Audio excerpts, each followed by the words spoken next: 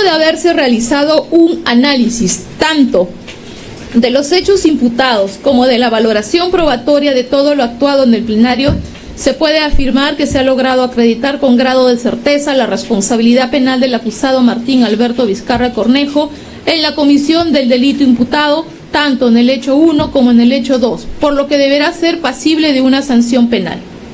De las partidas registrales ofrecidas por la defensa, en cuanto a los documentos de fecha 19 de septiembre del año 2023, presentados por la defensa técnica Ugaz Segarra del acusado Martín Alberto Vizcarra Cornejo, se tiene que se presentaron y se actuaron diferentes partidas registrales. Sobre ello es de señalar que los documentos señalados en el cuadro anterior, en el presente caso, no revelan ni cuestionan lo aseverado por los testigos o lo demostrado con los documentos oralizados en el presente juicio oral, dado que solo se tratan de documentos de propiedad de bienes inmuebles que no se relacionan con el presente caso y que no han sido materia de cuestionamiento.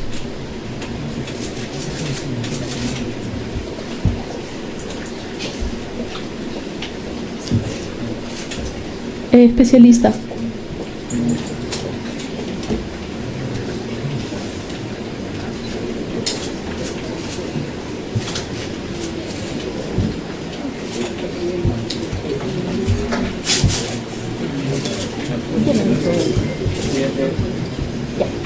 Gracias. Determinación de la pena. La determinación judicial de la pena es el procedimiento técnico y valorativo que debe seguir todo órgano jurisdiccional al momento de imponer una sanción. En la doctrina también recibe otras denominaciones como individualización judicial de la pena o dosificación de la pena. Es de precisar que la determinación judicial de la pena en un fallo judicial constituye un deber constitucional que tiene todo juez, quien debe justificar motivadamente con absoluta claridad y rigor jurídico el quantum punitivo a imponer con observancia de los principios rectores previstos en el título preliminar del Código Penal, los principios de culpabilidad y lesividad consagrados en el artículo 6, 7 y 8. Por la culpabilidad, la pena debe ser equivalente a la responsabilidad incurrida, sea dolosa o culposa. Por la lesividad, la pena debe ser proporcional al daño causado. Estos dos principios obligan al órgano jurisdiccional a imponer la pena que corresponda a la responsabilidad de cada agente y sin ignorar el grado o intensidad de la lesión causada por el hecho punible, salvo, claro está, que estos presupuestos ya estén incluidos como elementos típicos del delito que se trate. Esto último por imperio del principio de doble valoración o principio de inherencia. Conforme lo señalado en el Acuerdo Plenario 01-2003, en su fundamento jurídico 25, es vinculante la aplicación del esquema operativo de tercios, en el caso de los delitos donde solo se pueden utilizar circunstancias genéricas y aplicar el esquema operativo para los delitos y aplicar el esquema operativo de escalonados para los supuestos en los delitos que posean circunstancias agravantes específicas. En el esquema operativo de tercios se da dos etapas secuenciales. En la primera etapa el juez debe determinar la pena básica, esto es verificar el mínimo y máximo de la pena combinada aplicable al delito, y en la segunda etapa el juzgador debe individualizar la pena concreta entre los tercios de la pena legal, evaluando las diferentes circunstancias contenidas en los artículos 45 y 46 del Código Penal. Asimismo, debemos tener en cuenta lo establecido en la sentencia vinculante recurso en nulidad 3864-2013 del 8 de septiembre de 2014.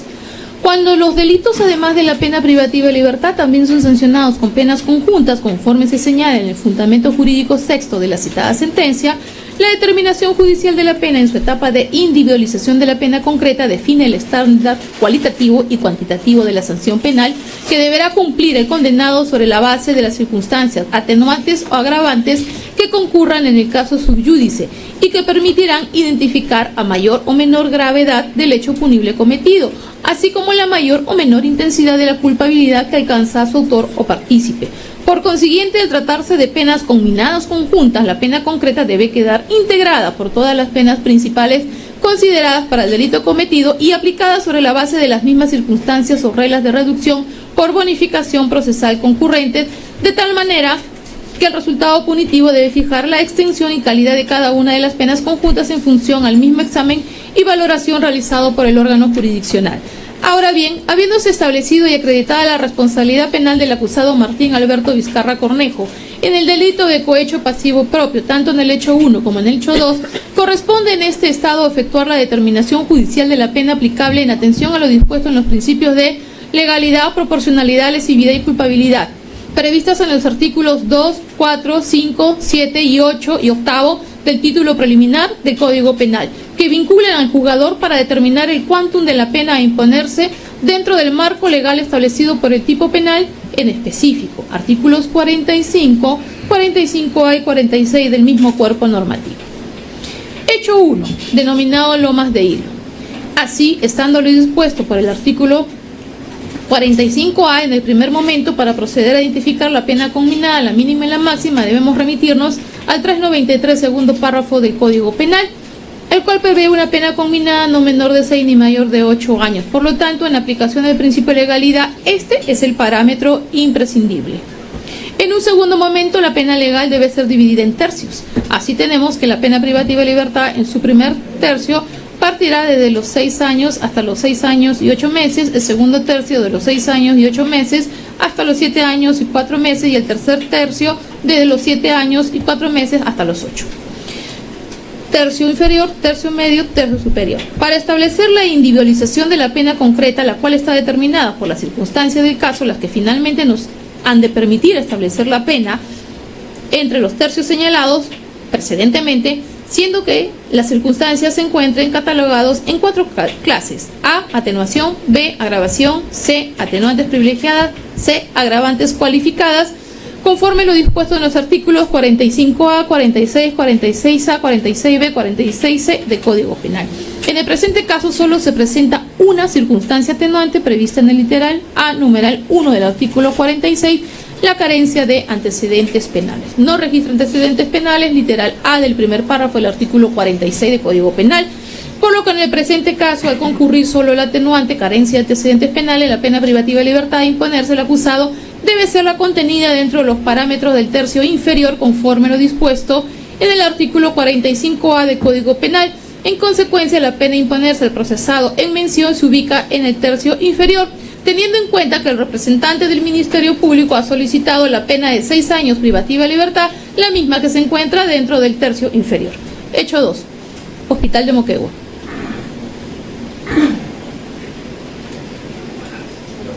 Estando lo dispuesto por el artículo 45A en el primer momento, para proceder a identificar la pena conminada, debemos remitirnos al artículo 393, tercer párrafo del Código Penal, el cual prevé una pena conminada no menor de 8 ni mayor de 10 años de pena privativa de libertad.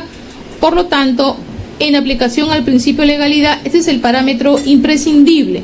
En segundo momento, la pena legal debe ser dividida, como ya lo hemos señalado, para el hecho 1, lo mismo en tercios. La pena oscilaría 8 años a 8 años y 8 meses, tercio inferior; 8 años y 8 meses a 9 años y 4 meses, tercio medio; y finalmente el de 9 años y 4 meses a 10 años. Para establecer la individualización de la pena concreta, lo mismo se tiene en cuenta las circunstancias atenuantes, agravantes, privilegiadas o cualificadas.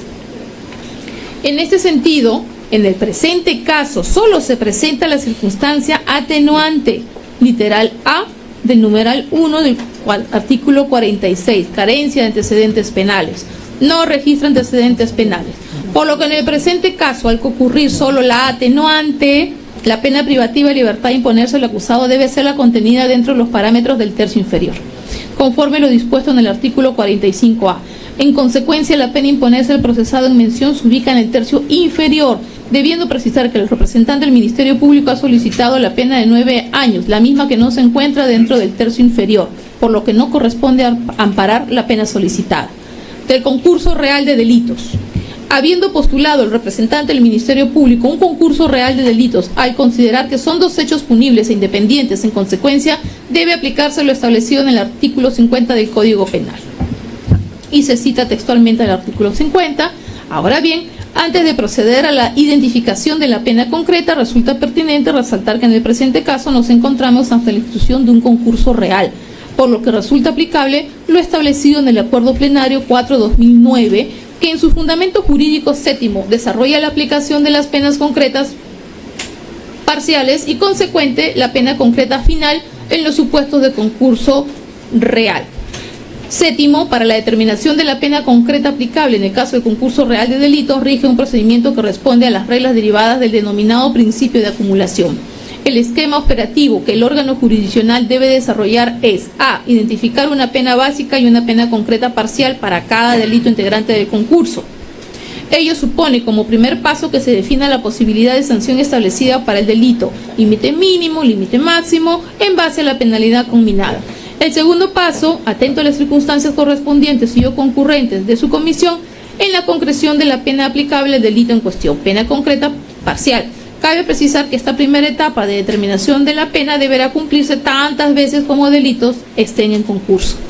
El órgano jurisdiccional debe operar para ello en principio de la misma forma como si cada hecho debiera enjuiciarse. B. En la segunda y última etapa, cumplido la precedente, el juez debe de proceder obviamente a la sumatoria de penas. En el presente caso,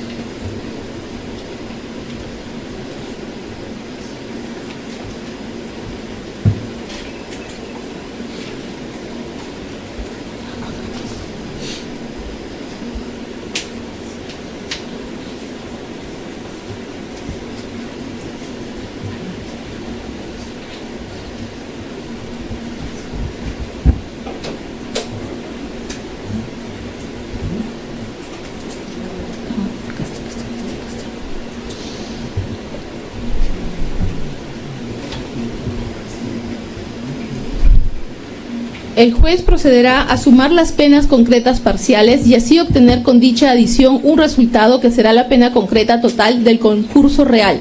Sin embargo, esta pena concreta resultante tendrá que ser sometida a un doble examen de validación. En primer lugar, será del caso verificar que la pena no exceda de 35 años si es pena privativa de libertad temporal, así como que tampoco exceda el equivalente al doble de la pena concreta parcial establecida para el delito más grave de los comprendidos por el concurso real.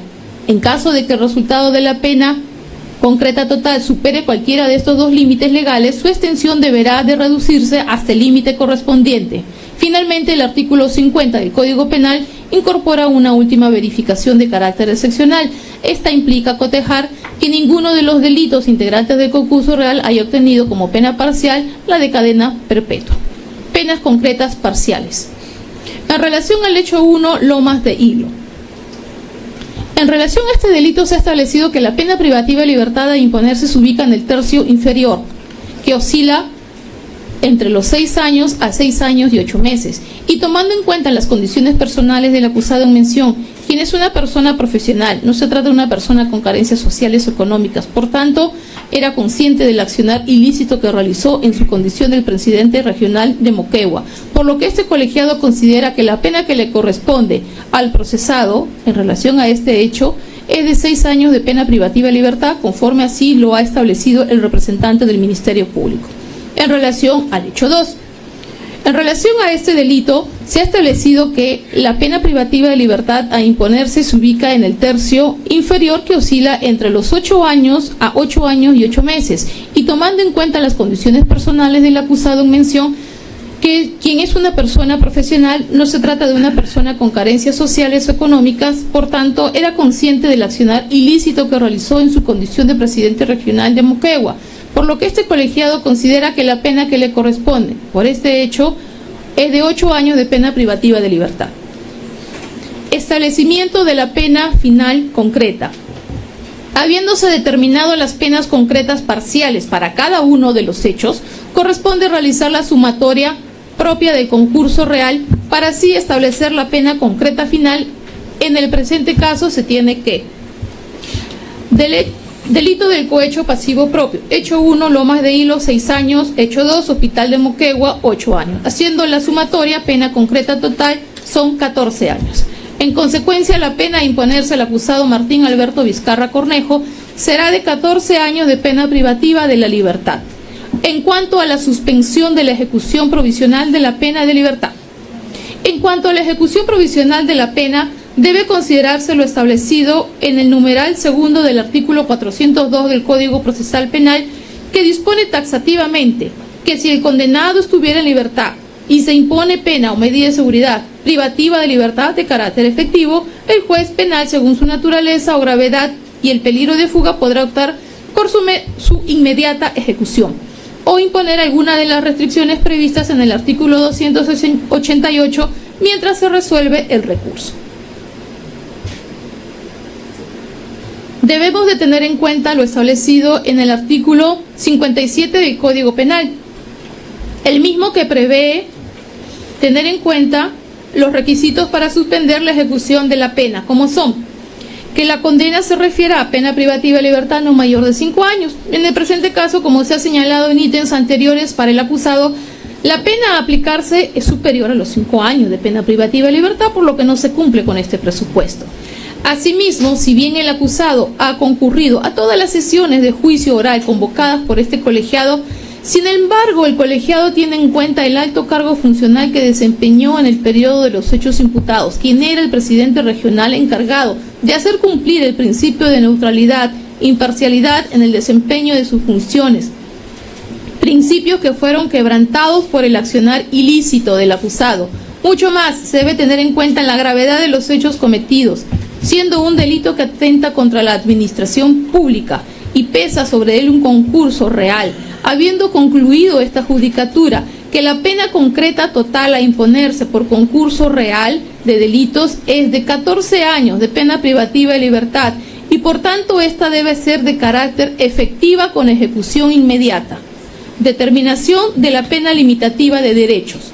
En cuanto a la pena de inhabilitación, el Ministerio Público solicita se le imponga al acusado Martín Alberto Vizcarra Cornejo, tanto por el hecho 1 como por el hecho 2, la pena limitativa de derechos de inhabilitación accesoria de 9 años, de conformidad al artículo 36, numeral segundo, incapacidad para obtener mandato, cargo, empleo o comisión de carácter público. Según el Acuerdo Plenario 2/2008, en su fundamento jurídico 7, la pena de inhabilitación, según su importancia o rango interno, puede ser principal o accesoria a la inhabilitación cuando es de manera autónoma, aunque puede ser aplicada conjuntamente con pena privativa de libertad o multa. En cambio, la inhabilitación accesoria no tiene existencia propia, únicamente se aplica acompañando a una pena principal, generalmente privativa de libertad. De conformidad con lo señalado en el artículo 39 del Código Penal, cuando la pena de inhabilitación es accesoria, esta se extiende por igual tiempo que la pena principal.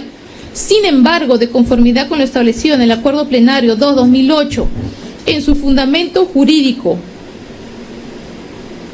9, segundo párrafo, se establece lo siguiente: en el caso de la pena de inhabilitación accesoria, esta se extiende por igual tiempo que la pena principal, pero luego el artículo 39 del Código Penal debe de interpretarse sistemáticamente en función a la duración asignada a la pena de inhabilitación principal del artículo 38, por lo que la inhabilitación accesoria no podrá ser mayor de 10 años. En ese entendido, para la imposición de esta pena, deberá tenerse en cuenta los mismos fundamentos que ya hemos desarrollado en cuanto a la determinación de pena privativa de libertad, el tema del sistema de tercios, también teniéndose en cuenta el concurso real que existe, hecho 1, hecho 2. Por lo que, aplicando las reglas de sumatorias de pena, cuando nos encontramos ante un concurso, las penas concretas parciales de inhabilitación son de 6 y 8 años, dando como resultado una pena final concreta de 14 años. Sin embargo, conforme lo desarrollado en líneas precedentes, el tope máximo de duración de una pena accesoria es de 10 años. por lo que resulta amparable la petición del representante del Ministerio Público a imponérsele al acusado la pena de 9 años de inhabilitación de conformidad con el artículo 36 del Código Penal, inciso segundo, incapacidad para obtener mandato, cargo, empleo o comisión de carácter público, debiéndose oficiar a los entes públicos correspondientes para el cumplimiento de la misma, firme que sea la presente sentencia.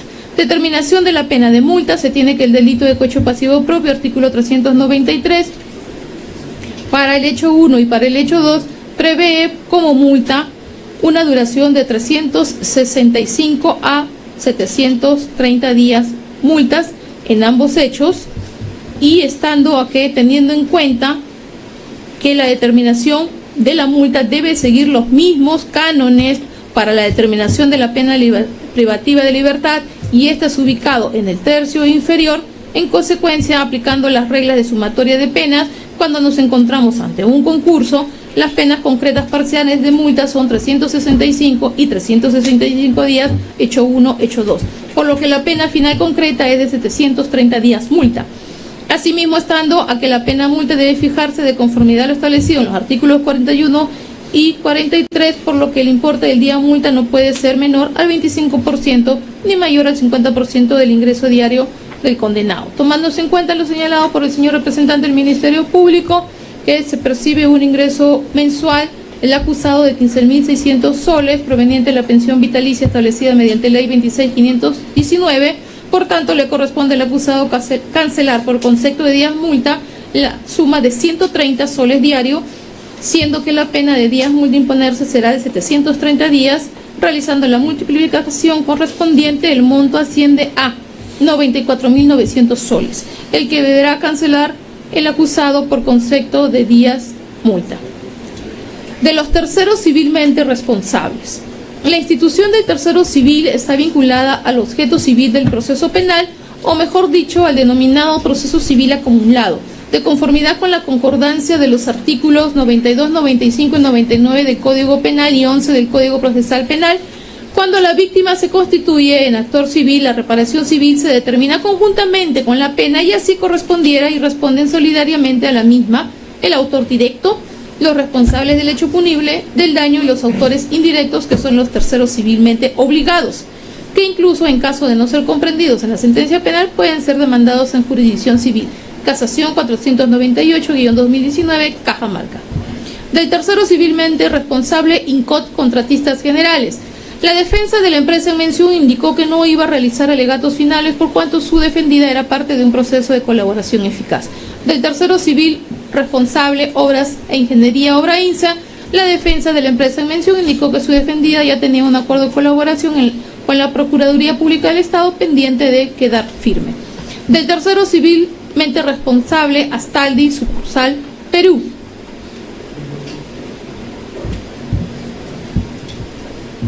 En relación a la empresa Astaldi, en adelante, Astaldi simplemente, sobre quién recaerá la decisión del pago por reparación civil, el abogado defensor señaló en audiencia, en sus alegatos, que no hay o no existe acervo probatorio que vincule a la empresa para el pago, dice, del alquiler, por el pago del alquiler de avioneta, los pagos de 400.000 y 600.000, respectivamente. Quien habría brindado información privilegiada debía ofertar, dice, un máximo de 81 millones, solicitando, por tanto, que no se ampare el pedido del actor civil para que pueda responder de manera solidaria en cuanto a la reparación civil, indicando que los hechos mencionados están referidos exclusivamente a Obrainsa. En cuanto a lo señalado por esta defensa, este colegiado ha observado que en la declaración del testigo Fabricio Escarfó, con fecha 10 de diciembre del año 2024, dijo que el consorcio Obrainsa Astaldi no tenía ningún cargo operativo. En referencia al correo del pago de 400.000 se le hizo preguntas. ¿Qué entiende por pago especial? Dijo: desconozco. Asimismo, en cuanto al pago en mención, no se llegó a concretar por parte de Astaldi. Los pagos salían a través de cheques. ¿Tuvo conocimiento que Obrainsa gestionó un préstamo por 400.000 a favor del consorcio? Dijo: no. La única forma de ingreso de dinero a la cuenta de Astaldi era a través de un contrato. Astaldi firmó un contrato de asesoría técnica para las propuestas económicas con Obrainsa. Dijo: sí. Este contrato fue antes de presentar la oferta técnica. No recuerdo, me imagino que después de la licitación. Si usted tenía que elaborar las propuestas técnicas y económicas, ¿fueron celebradas antes? Yo no participé en esta parte del trabajo, pues no era mi competencia. En el marco del consorcio, ¿quién se ocupaba del flujo de caja por parte de Obrainsa? El flujo de caja lo aprobaba el comité. Quienes lo conformaban de Obrainsa, Paul Tejeda, de Astaldi, mi persona. Para la salida del dinero, durante estas reuniones no se hablaba de estos temas. Para la salida del dinero lo autorizaba uno de cada empresa. ¿Quién estaba autorizado del consorcio? Desconozco. Usted sabrá si en enero de 2014 Obrainsa Astaldi solicitó un préstamo a Obrainsa. Desconozco. Sabrá si el Tejeda en enero del 2014 tramitó un préstamo al consorcio. Desconozco. ¿Usted conoce a Giacomo Orsatti? Sí, era el gerente general de Astaldi. Era parte del comité en el consorcio. Ahora bien, de la declaración del Tejeda se advierte acerca del pago de los 400.000 soles. Este dice había conversado con Giacomo Orsatti, el mecanismo de pago fuera a través de Obrainsa. Ante la pregunta cómo se generaron esos recursos, dijo: acuerdo con la empresa Astaldi, mi socio, el gerente general Giacomo Orsatti, acepta el acuerdo con Vizcarra. Asimismo, dice, cuando viene el requerimiento del primer pago de 400.000, transferí los fondos a través de un cheque en una cuenta interbancaria y se lo pagué en efectivo. Pero no funcionó. Giacomo Orsatti Astaldi, cuando mandó para que se haga efectivo el pago, rebotó. Entonces teníamos que tener un acuerdo con él para que Obrainsa tramite un préstamo al consorcio y se gire directamente el cheque a través de Obrainsa. Se cobra el cheque y se le entrega el dinero a Vizcarra. Préstamo al consorcio. Ese préstamo al consorcio, ¿cómo sale el dinero? El consorcio tenía que transferir el dinero a Obrainsa para realizar el pago. Luego regulariza. Obrainsa hizo la evaluación. Obrainsa se encarga de todos los estudios técnicos y esos costos tenían que ser reconocidos a Obrainsa, todo acordado con Astaldi. El contrato original era aumentar ese importe al contrato que teníamos con Astaldi y de esa manera Obrainsa recupera los fondos. Obrainsa era con cargo a dividendos. Para atender ese millón de soles lo pedí a cuenta de dividendos. Usted dice que sale un cheque por 400.000, sale del BBVA, es girado a nombre del conserje. Y hubo otro pago, 600.000. Los fondos fueron con cargo de dividendo. En relación al primer pago, lo cité en mi oficina para que conozca a mi socio Giacomo Orsatti y el ingeniero César Bailo. El colegiado también ha considerado lo declarado en juicio por Diego Alfonso Agurto Albán, que era el jefe de planeamiento y programación financiera. Cuando se le pregunta, ¿recuerda algún cheque que no haya podido operar de Obrainsa Astaldi? Y dice, una carta por 400.000 porque no tenía la firma de Astaldi. ¿Era un cheque a nombre de quién? De Tobías Puerta, el conserje. ¿Llegó a firmar ese cheque Astaldi? No lo llegaron a firmar. ¿Hubo salida de dinero? No, porque la firma es en conjunto. Entonces, posteriormente, ¿hubo salida de dinero de ese monto? Sí, a través de Obrainsa. El señor Paul solicitó un préstamo a nombre del consorcio. Obrainsa le estaba dando un préstamo a Obrainsa Astaldi. ¿Usted conoció a la señorita María García? Dijo sí, en el área de contabilidad. ¿Con contabilidad tenía alguna coordinación por este cheque? Siempre se hace coordinación para el registro. Existe otra salida de dinero similar en abril por 600.000. ¿Cómo sale ese dinero? Salió a cuenta de dividendos del accionista de Obrainsa y salió a nombre de Tobías Puertas. Asimismo, lo declarado por María Inés García Arias, asistente contable, quien al ser preguntado, ¿hubo algún préstamo? Sí. ¿Qué tipo de préstamo? Fue a solicitud de Diego Agurto a nombre del consorcio Obrainsa Astaldi por 400.000. ¿Ese pedido se hizo también a través de su correo corporativo? Sí. ¿Ese pedido también lo hizo a través del correo corporativo de Diego Agurto? Sí. Cuando usted envía ese documento, ¿lo provisiona? Sí, lo provisioné en el sistema Oracle. Ahí registré consorcio Obrainsa Astaldi por partida contable. Se muestra el correo electrónico enviado por Diego Agurto a María García sobre el pago de los 400.000.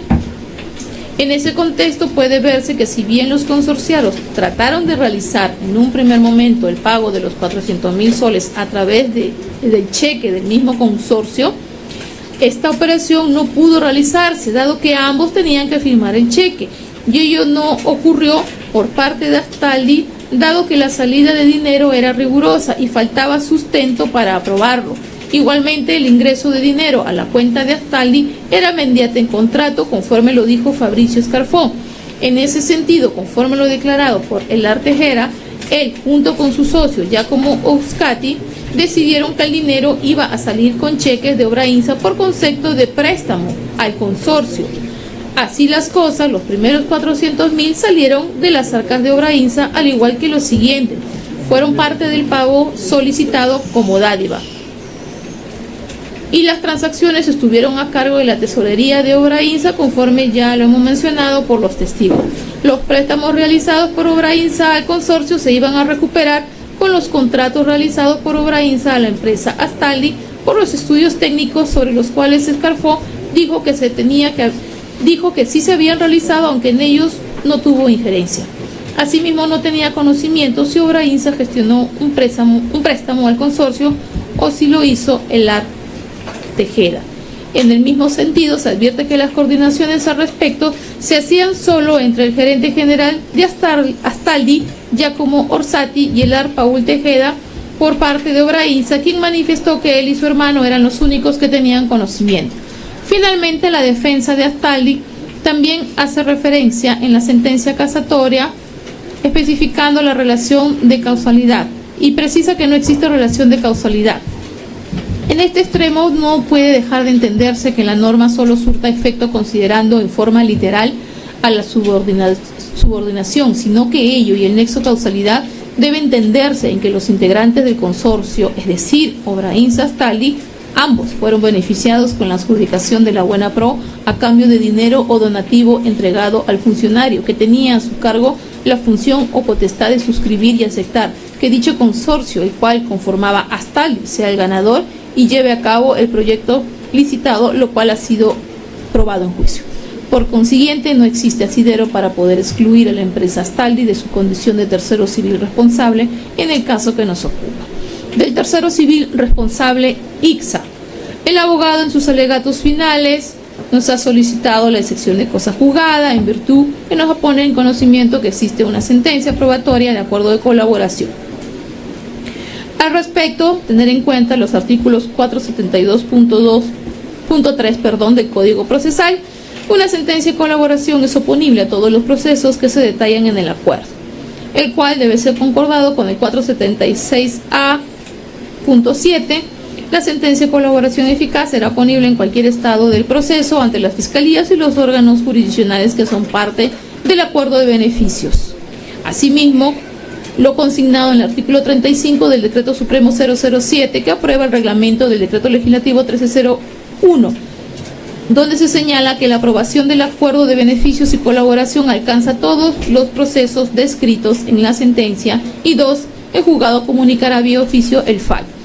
En el caso materia de análisis, efectivamente se aprecia que el quinto juzgado de investigación preparatoria nacional emitió con fecha 26 de noviembre una sentencia de colaboración eficaz a favor de la persona jurídica Ingenieros Civiles Contratistas Generales Social Anónima ICSA, encontrándose entre los proyectos precisamente el que es materia de cuestionamiento en el presente proceso. Siendo ello así, conforme se desprende de la propia sentencia de colaboración eficaz, se encuentra una cláusula de exclusión del proceso penal en cuanto a tercero civil responsable, debiendo declararse la oponibilidad de dicha sentencia y por lo tanto la extromisión del proceso penal, institución jurídica amparada en el artículo 107 del Código Procesal Civil, por lo que existiendo un procedimiento judicial definitivo en torno a la situación jurídica de la persona jurídica antes mencionada, defiéndose de proceder conforme al mandato legal de declarar la oponibilidad de la referida sentencia de colaboración y en consecuencia excluirlo del presente proceso penal a través de la institución jurídica de la extromisión. Consecuencias jurídicos civiles, reparación civil.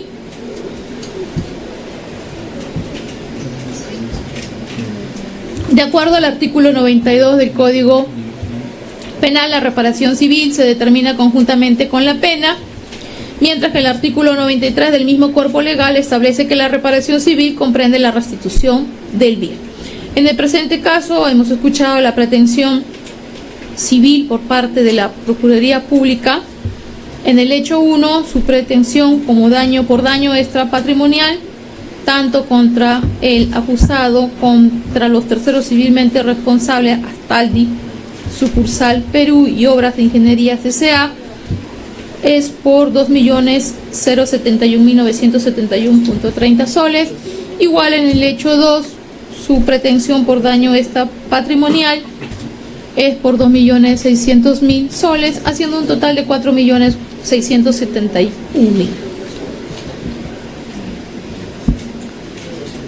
Tener en cuenta lo señalado en la casación 2325-2021 nacional de la Sala Penal Permanente, es claro que el resarcimiento por el daño extrapatrimonial no incide en la reintegración del patrimonio afectado, sino en la satisfacción por el mal sufrido y también consecuencia. El perjuicio puede ser incluso el perjuicio social, que el Estado también puede ser titular del derecho al resarcimiento, la afectación al Estado, su identidad real o potencial.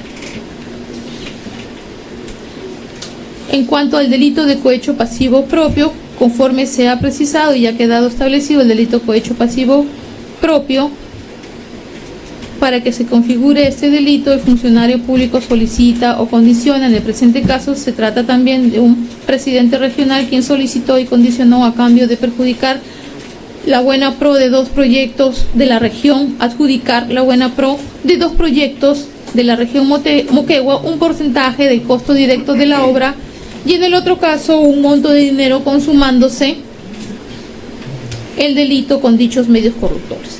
Ante juridicidad, la existencia de un hecho ilícito ha quedado evidenciado, existencia de factores de atribución, el análisis, y conforme a lo precedentemente descrito se verifica la presencia del dolo en la actuación, de la relación de causalidad entre la acción generadora del daño y el evento dañoso, conforme se ha descrito en los párrafos precedentes. Se tiene que efectivamente el accionar del acusado ha defraudado al Estado peruano, por tanto se supera este elemento de responsabilidad extracontractual. El daño producido es de naturaleza extrapatrimonial, un daño a la ciudadanía que ha confiado en el gobierno regional de Moquegua para ser beneficiada con un moderno sistema de agua, beneficiaría al sector agrario de la zona de Hilo. Asimismo, con la construcción del hospital de Moquegua, que pudiera mejorar la infraestructura, causando un daño no solo al Estado, sino también se encuentran afectados los ciudadanos moqueguanos en cuanto a la afectación a la confianza que tiene el Estado en el Estado hoy agraviado.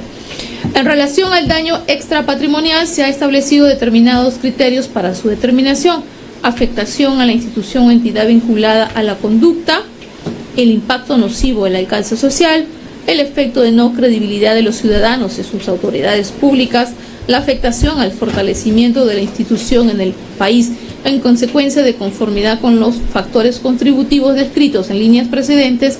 Se considera que si ha habido una afectación de orden extrapatrimonial, habiendo participado funcionarios públicos pertenecientes a una entidad del Estado, como es el gobierno regional de Moquegua, encargado precisamente de desarrollar infraestructuras y servicios en los rubros y conforme a su competencia, mejorando la infraestructura en salud pública y sistemas técnicos también para la agricultura, que busca la calidad de servicios de salud y aprovechamiento de áreas y convertidas en zonas agrícolas, productos agrícolas, ejecutando obras de infraestructuras y otros, haciendo que éstas sean sostenidas.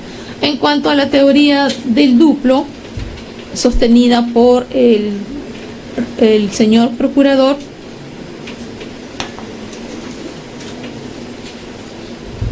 ya este colegiado en sentencia anterior emitida en cuanto a la reparación civil no corresponde aplicar la teoría del duplo, ni tampoco puede ser extensivo aquella sanción adicional aceptada en el pleno jurisdiccional en el ámbito laboral al ámbito penal, que busca una sanción compensatoria, en este caso para el Estado, no siendo atendible este extremo de aplicación la teoría del duplo solicitado por el actor civil.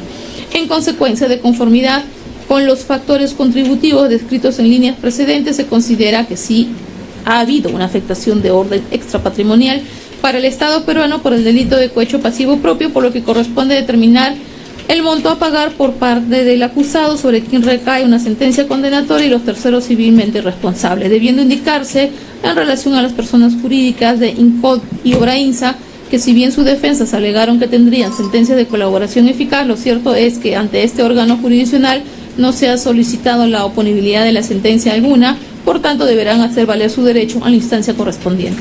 Siendo ello así, por el delito de cohecho pasivo propio, hecho 1, hecho 2, se establece como monto por concepto de daño extrapatrimonial la suma de 2.336.000 soles que deberá ser abonado de forma solidaria por el acusado Martín Alberto Vizcarra Cornejo y los terceros civilmente responsables, INCOT, Contratistas Generales SAT, Obras, Ingeniería, Obrainsa y Astaldi, sucursal del Perú. Cuestionamientos de la defensa, la cadena de custodia. Hemos escuchado a la defensa a lo largo de este juicio. Para la defensa, en relación al levantamiento del secreto de comunicaciones durante el desarrollo de la audiencia, ha señalado que existe una ruptura en la cadena de custodia por parte del Ministerio Público, al señalar que hay una manipulación por parte de este sujeto procesal, no siendo verídica la información que se presenta en la audiencia sobre los números telefónicos de su patrocinado y los testigos. En ese sentido, recurrimos al estipulado en el Código Procesal Penal 220, diligencia de secuestro o exhibición. La Fiscalía de la Nación, a fin de garantizar la autenticidad del incautado, dictará el reglamento correspondiente, artículo 221, conservación e exhibición, numeral primero y numeral segundo. Y de acuerdo al Acuerdo Plenario 6/2012, la cadena de custodia, como quinta forma de autenticación referida al cuerpo del delito, se puede definir como aquel procedimiento de registro y control que tiene por finalidad garantizar la integridad, conservación e inalterabilidad de los elementos materiales de prueba en pureza del hecho delictivo y de su autor, tales como documentos, armas blancas de fuego, muestras orgánicas e inorgánicas, proyectiles, huellas dactilares, considerando su derivación a los laboratorios criminalísticos forenses, donde serán analizados por parte de los expertos técnicos y hasta que son acompañados. Ruptura de la cadena de custodia. La ruptura de la cadena de custodia, la presencia de irregularidades en su decurso se presenta cuando en alguno de los eslabones de la cadena y de los tramos por el que transita el cuerpo del delito se pierde la garantía de identidad entre lo incautado y lo entregado al fiscal. De la ruptura de la cadena de custodia o de su omisión no sigue necesaria o automáticamente que el cuerpo del delito es inauténtico y por consiguiente que carece de eficacia.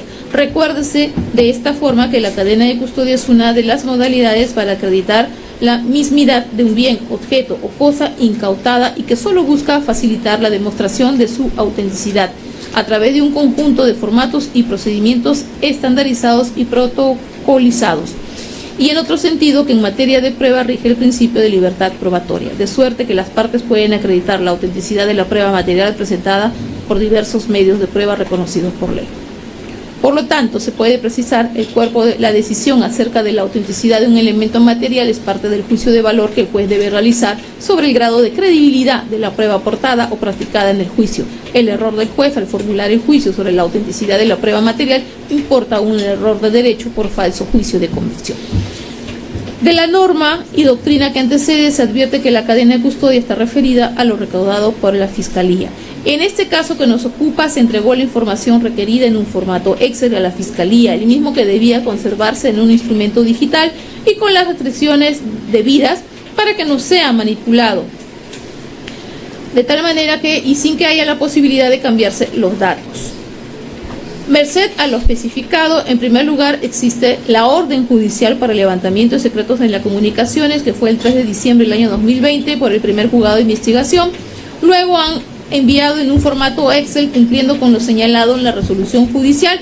Ahora bien, la Fiscalía ha demostrado la conservación de dicha información en un disco en el mismo formato, colocándole un código y especificando que es de la carpeta fiscal del caso que se sigue. Asimismo, la empresa de telefonía envió la información sin que la misma pueda ser objeto de modificación. En tal sentido, no se demuestra la ruptura de la cadena de custodia sin que se haya preservado su integridad. Por lo que este colegiado señala que no resulta cierto la ruptura de cadena de custodia. Sobre la supuesta manipulación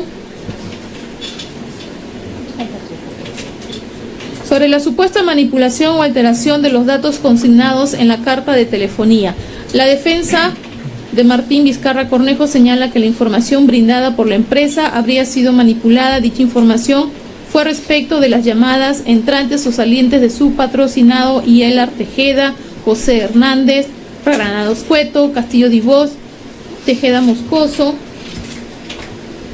y de los teléfonos celulares a nombre de las personas jurídicas Obrainsa. Al respecto, en la sesión 7 de agosto de 2025 y en las siguientes, Se ha visualizado pues la información de las actas de levantamiento secretos de las comunicaciones desde el mismo correo electrónico del representante del Ministerio Público a donde se envió el archivo. En la referida sesión incluso se explicó que dicha data fue presentada en un archivo Excel. Inmediatamente se observa una celda en la que se pide una contraseña. Del mismo modo, al darle clic al ítem proteger libro que tiene como icono.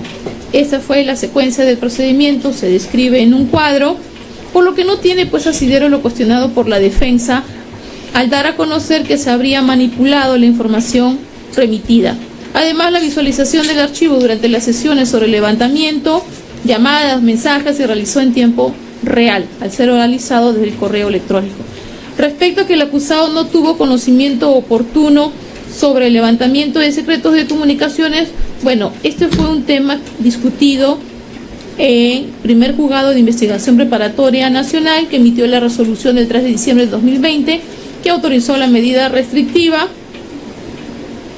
sobre proporcionen información desde el 1 de enero de 2013 al 31 de diciembre del 2017. Se observa que solicitó en aquel entonces la tutela de derechos la defensa del acusado, refiriendo que conforme a la disposición fiscal se dio por concluida la investigación, no se corrió traslado de lo recabado en el levantamiento, lo cual se hizo con providencia del 10 al 5 de julio de 2023. Y que el requerimiento fiscal data del 15 de diciembre de 2022 y no se le corrió traslado. De la revisión de autos se advierte que dicha solicitud fue declarada inadmisible en septiembre del 2023 por cuanto señaló que la vía por la tutela de derechos no corresponde para el control respectivo. Dicho auto fue apelado ante la tercera sala penal de apelaciones, que emitió también una resolución de marzo de 2024 y decidió confirmar la recurrida. En ese sentido, este colegiado advierte que la defensa del acusado optó por la vía de tutela de derechos para cuestionar lo que ahora argumenta como afectación de derechos y lo que en su oportunidad fue resuelto por el órgano jurisdiccional competente, por lo que la fecha estaría fuera del alcance de este colegiado poder calificar o resolver respecto al cuestionamiento de la defensa de que no se le corrió traslado de las actas de levantamiento de comunicaciones. Conforme a lo señalado, no resulta atendible lo cuestionado. Ya salgo de esto.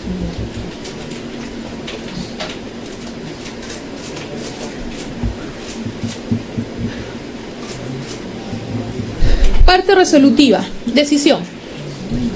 En consecuencia, apreciando los hechos, administrando justicia en nombre de la Nación, el cuarto juzgado penal colegiado nacional, en atención a la facultad discrecional y criterio de conciencia que la ley autoriza, falla declarando a Martín Alberto Vizcarra Cornejo, cuyos datos de identificación han sido señalados en la parte introductoria de la presente resolución, como autor del delito contra la administración pública, cohecho pasivo propio, hecho 1 y hecho 2, en agravio del Estado. En consecuencia, se impone a Martín Alberto Vizcarra Cornejo 14 años de pena privativa de libertad, la misma que deberá ser cumplida en un establecimiento penitenciario que el INPE designe, la misma que se computará desde la fecha 26 de noviembre del 2025, previo descuento de la carcelería sufrida por prisión preventiva.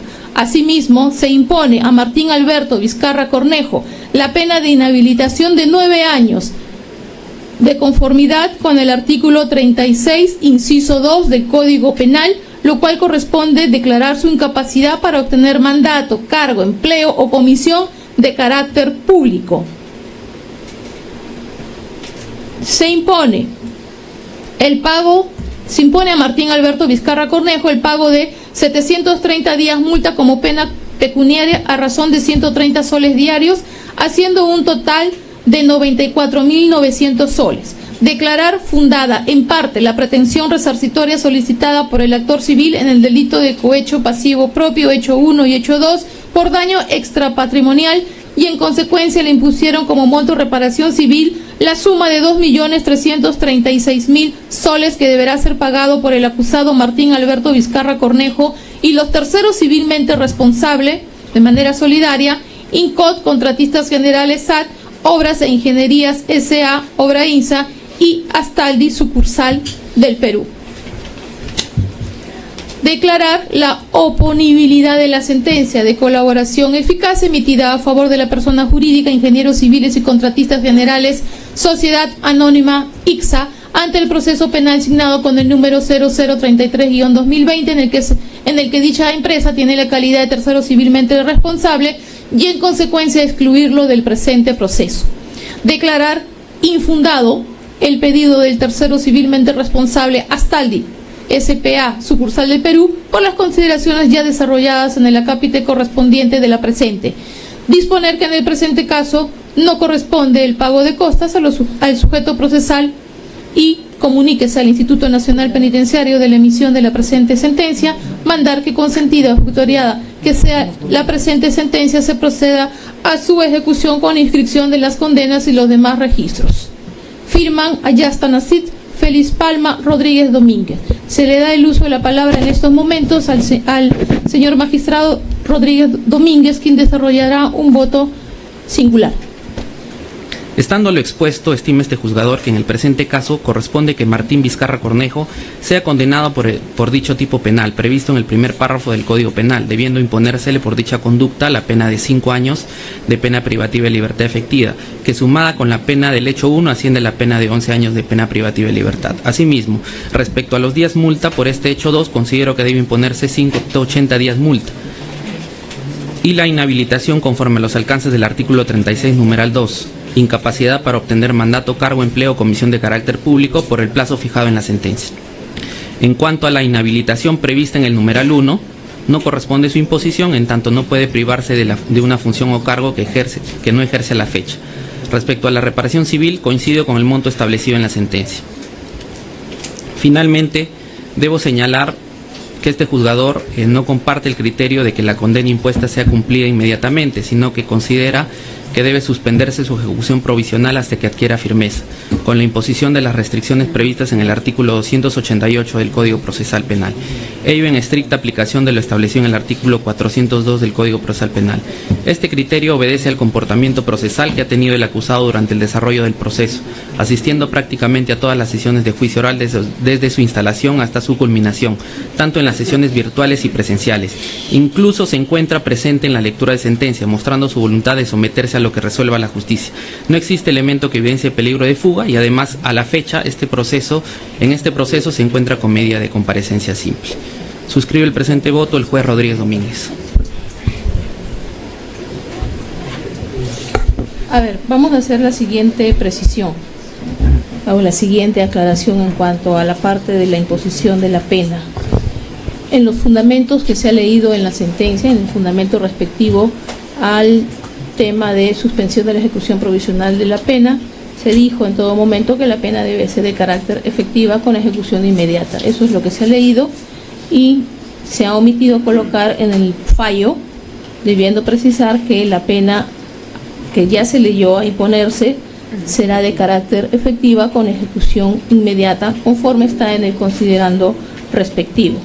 Y la segunda precisión es, estando al voto singular del magistrado Rodríguez Domínguez, en cuanto igualito al tema de la pena, pues por mayoría el doctor Félix Palma y la doctora Ayasta Nasif es que ha arribado a la pena de 14 años de pena privativa de libertad de carácter efectiva con ejecución inmediata. Esas son las aclaraciones en relación a la parte resolutiva. Se pregunta ahora sí al señor fiscal. Conforme con las sentencias, señores magistrados. Correcto, doctor. Un ratito voy a tomar nota.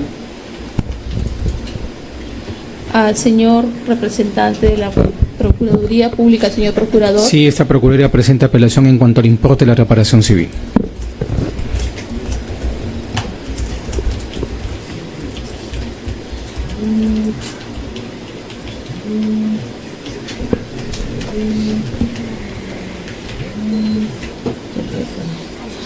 En cuanto a la defensa, en primer orden.